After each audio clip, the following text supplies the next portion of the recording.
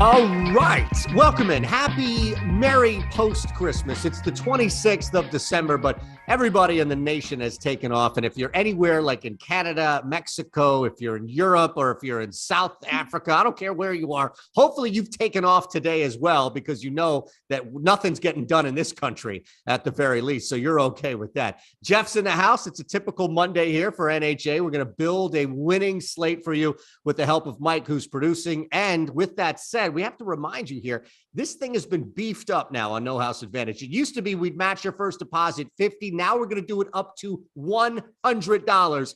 And all you need to do is use our promo code Stokastic. You want to hit the thumbs up button, the subscribe buttons.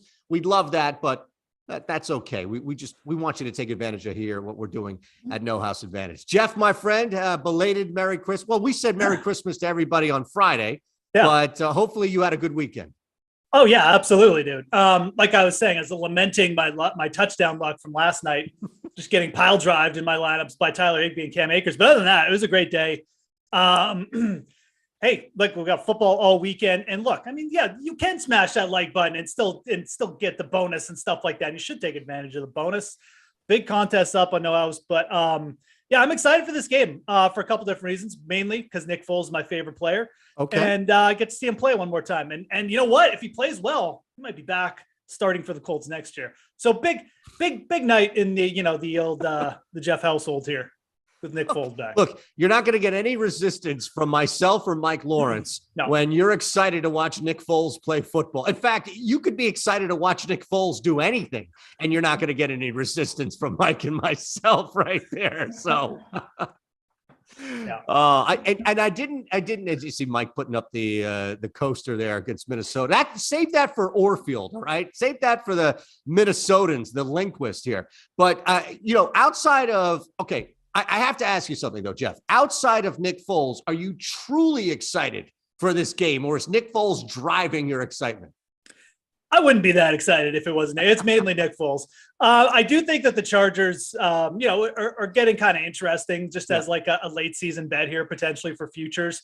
And I want to see if they can take care of business here tonight. I think that Justin Herbert is playing really good ball, and I think he's over that injury. And I think people kind of forgot about him because he was dealing with an injury. And I think if the Chargers take care of business like they should, and they drop 30 on Colts defense that has some holes, then that will potentially reignite some interest in the Chargers. So it is, this isn't what like Denver, LA last night. Like this is a real team playing in the Chargers. And I know the Colts are kind of like they're on to next year, but still, like we got to judge the Chargers by something. And if they can't do it tonight, like you got to downgrade them a bit. So all their weapons there. I expect a couple of these guys to have pretty big nights.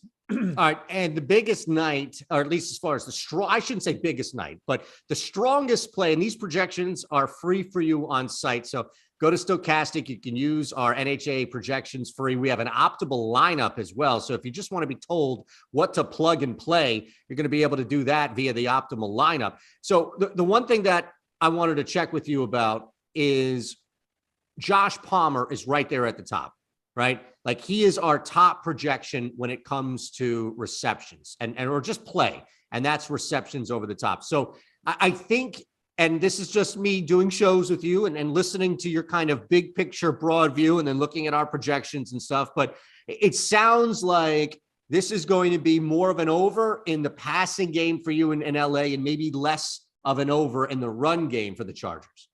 Yeah, absolutely. I think the Chargers have a couple guys in Keenan Allen and Josh Palmer that are going to give this secondary a whole ton of trouble. They do have Stephon Gilmore probably going to be guarding against Mike Williams on the outside. So maybe don't like that matchup a lot for Mike Williams. Not that he can't overcome it, or maybe he just gets off coverage, or maybe they move Gilmore onto Keenan Allen for some snaps.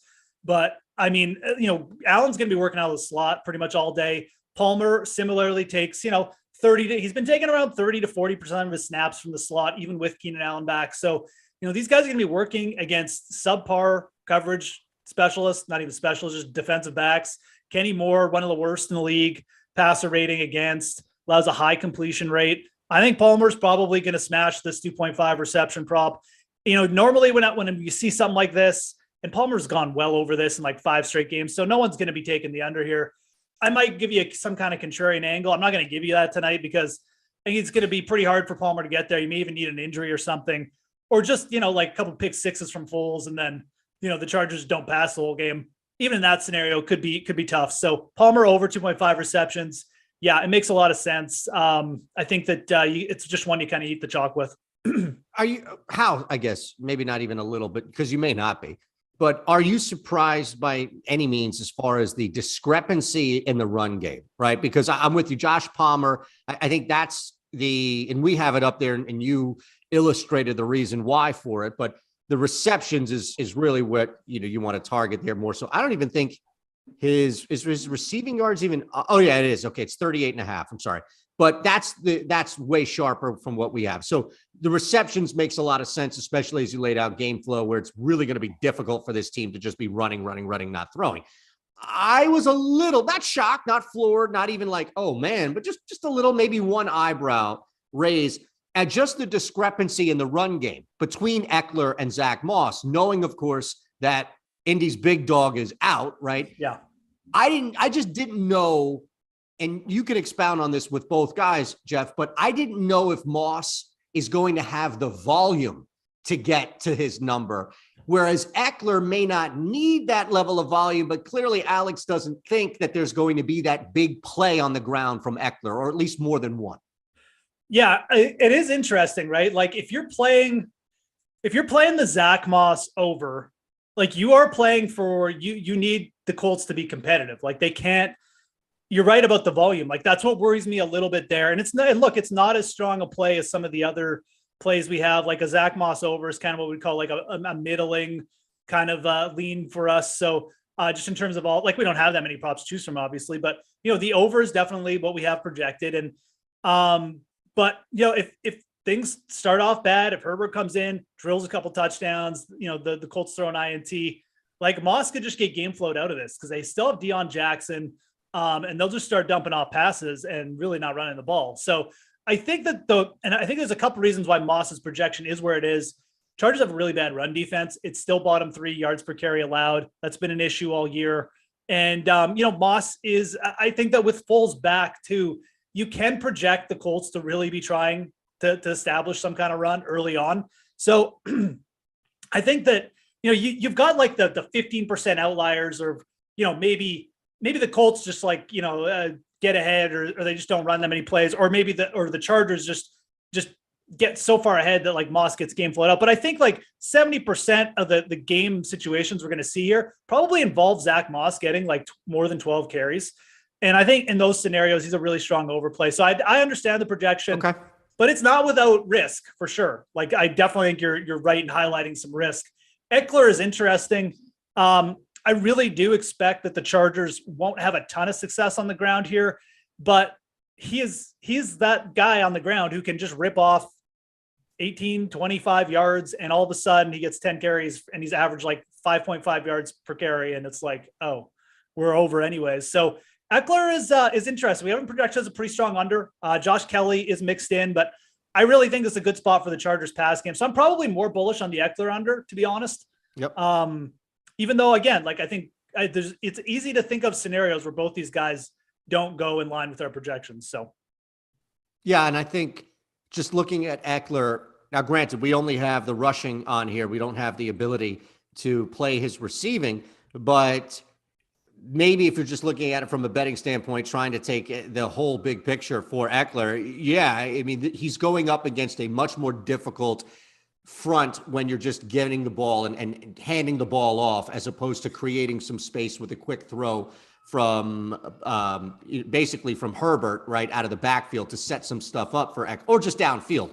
So I understand that. Like, people may think, oh, well, come on, Geoff, he's got a higher number, let's say maybe for his receiving yards, or our DFS projections may have that going over as far as, on bigger GPPs, what have you. And that's why I bring that up, is because, yeah, you're going up against the same bodies, but the circumstance for Austin Eckler getting the football out of the backfield versus being thrown to, swing, screen, what have you, opens things up much better.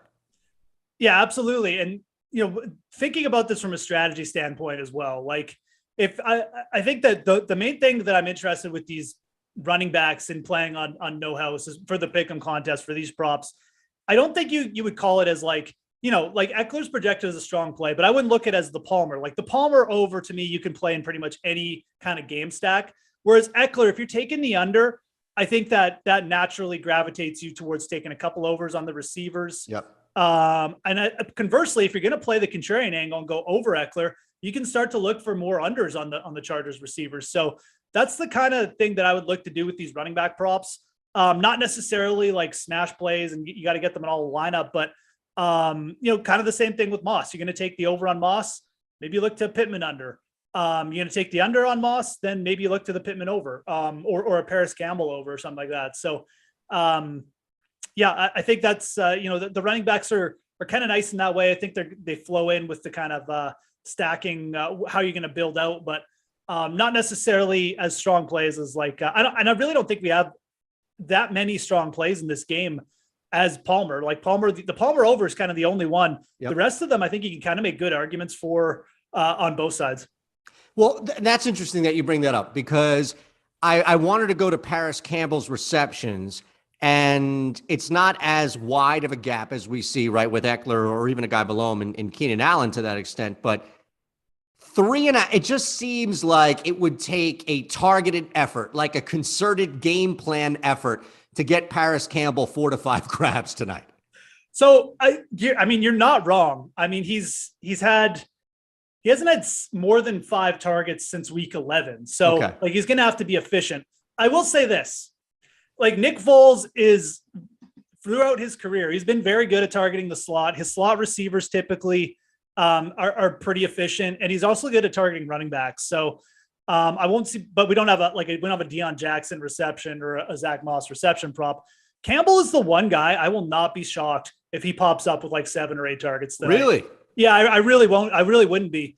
Again, you don't have to play it like this is no guarantee or anything. I don't know. Like, I mean, look, I'm just giving you what Nick Foles has done historically. Sure. And I would not be shocked if he uses Parris Campbell a little bit more than people realize. Now, maybe it could be Alec Pierce too, but I think Campbell sets up as that guy for him, to be honest. And I think that, again, it flows nicely. If you're going to go under on Moss, I would think about mixing a Campbell over in, because I don't think many people are going to play it. And I think it really correlates nicely with Moss. You get a few more Nick Foles dropbacks if Moss doesn't produce. And just potentially, if I'm right, and Campbell is that dude, he should pop up with 6 or 7 targets, which will be more than enough. So Campbell is a guy that you can play both ways, understand the under argument, have no problem popping him in on an under if you're going to go over on Moss either. But, and that's more where our projections are heading. But again, if you're going to play the other side there, I do think there's I won't be shocked if he ends up with like 6 or 7 catches tonight. I really won't. Wow. So the strategy, I think, begs the question here. And just a reminder, if you're just popping in with us here on the NHA show, the NFL show, we do this a couple of days a week, right? NBA show as well. So we want you to be a part of what's happening at NHA. We're going to match your first deposit up to $100. That's right. All you need to do is use our promo code Stokastic. We don't have him as far as a playable guy on this slate for NHA tonight, Geoff, but when you were breaking down like what Nick Foles does and where he likes to throw the football to, if we had a Mo Alley Cox on here, I think he would have been brought up. So this is another example, and you're great at this, and I'm not just, gassing you up here because I'll call you on bullshit anytime that you have it. But I think you're really good at explaining how somebody who is not on here can impact other people who are on here. So my concern about the Colts receivers, Geoff, is basically weighted around how much Nick Foles gets to a guy like Mo Alley Cox. And if it's Alec Pierce or Parris Campbell who suffer as a result, it sounds like it would be more Alec Pierce to you than Parris Campbell, though. Yeah. And again, like I'm just trying to read the tea leaves here and what my guy is going to do. And also the usage of these two players. I think Parris Campbell can kind of be that guy more on the swing passes, the shorter routes, the screens. Nick Foles is good at setting those up. He likes to look at those as a second option. I think Pierce is more of the, like if he's available downfield, we're going to take it, but I don't know how many necessarily plays or design plays or outlets he's going to be running either. So I would look at Campbell more as the as the guy here who might pop up. I would much rather take the over on him for receptions than Pierce. And I think you bring up a good point though. I mean, one of the tight ends could get worked in here more. The thing with the Colts tight ends is they get so, they're just in a rotation. Right. So it's, even if we had a prop, I don't even know how bullish I'd be on there, but well, maybe it's the position then. Yeah, exactly. Position thing. So I see Parris Campbell as the most likely for me of the players we have available that I'd be okay going over on. But it's again, like it's with not a huge level of certainty. Just that's what makes sense to me. And I think that if he doesn't get there, you'll probably see like Deion Jackson get like 8 catches or something for like 100 yards. Yep. Potentially maybe the tight ends too. So, but Campbell is definitely has the potential to be that guy in my opinion. So that's kind of how I'd be playing if you're, again, this is all speaking to like, you're playing a pass heavy Colts scenario, like a game where they're playing catch up. Foles is dropping back maybe 35, 40 times. And the Chargers are just out in front. And maybe the Chargers have been passing too, but they're pushing the Colts away from the run for sure. So let's talk about the two big guns on LA from Mike Williams, Keenan Allen. We have receptions. Again, these numbers are going to be high for them to hit. 62.5 receiving yards for Mike Williams off 4.5 receptions. Allen is at 6.5 receptions. And then, his receiving yards is, I just had this thing in a reset, 69.5. So a similar number, right? Separated by 7 yards, but you're also 2 receptions lower technically than Keenan Allen with Williams. Yeah, absolutely.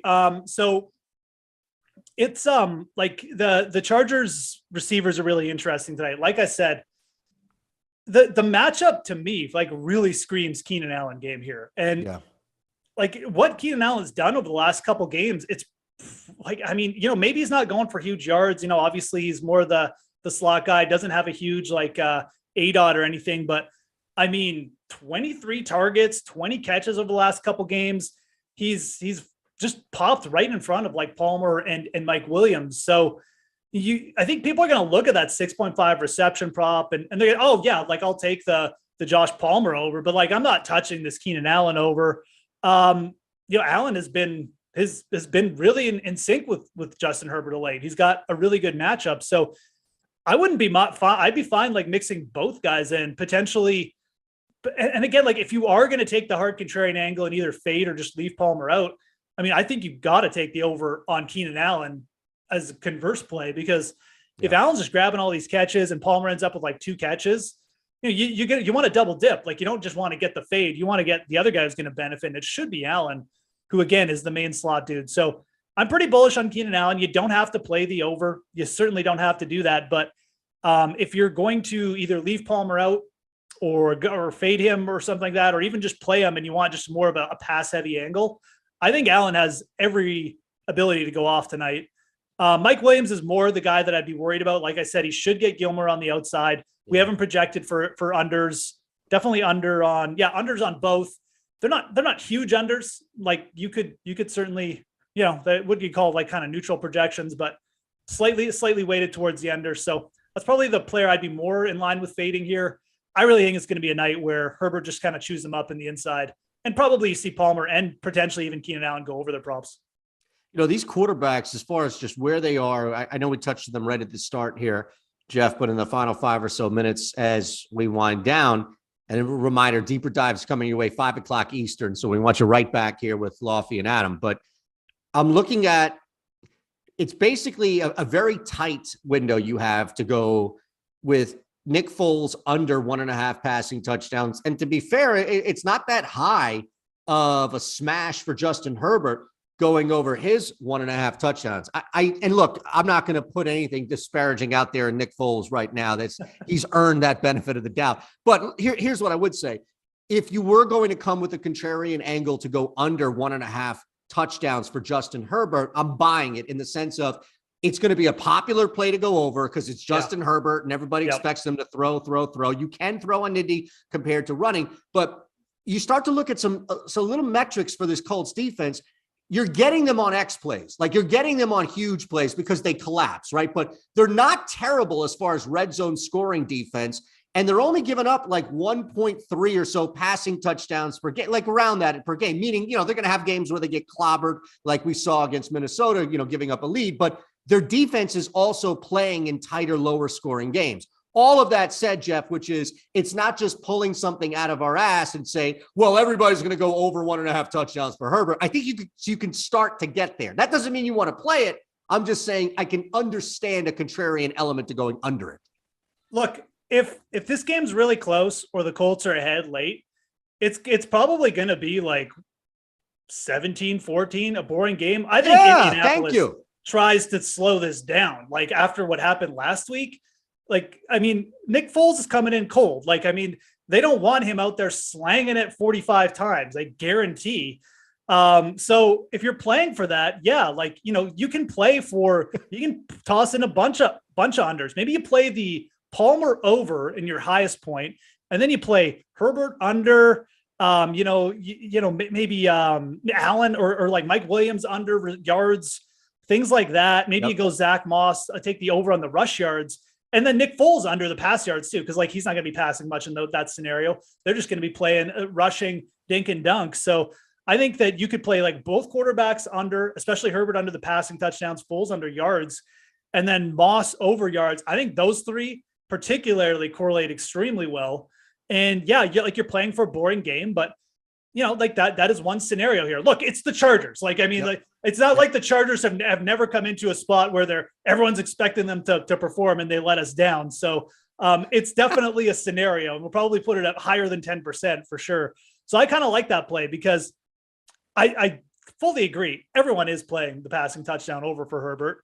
And I think if he goes under that, I think it does flow nicely with, like I said, the under on Foles passing and the over on Moss rushing yards. So. Yeah, unders are tough to sit through. I get it. They're even more difficult when you're going under like a volume guy. Go under 50, like Giannis or Embiid or, in this case, right? It's hard. I get it. It's hard. Yeah, the Chargers they've been throwing for 300 yards. No one wants, it's the Chargers. So they're supposed to lift us up this Monday night. They're not supposed, this isn't Russell Wilson versus I don't know, whoever the fuck's starting for the Jets nowadays. It's Mike White. He's back. Mike. Oh yeah. Okay. Well, Mike White's fine. If it was the other guy, we don't Strebler. If it was create a player, Chris Strebler, then we'd have issues. But White's back. That's good for the Jets. But yeah, definitely playing for a slow pace scenario here because, like I said, I think that's what the Colts want to do, and if they get their way, that's what the game will be. So just be aware of that scenario for sure.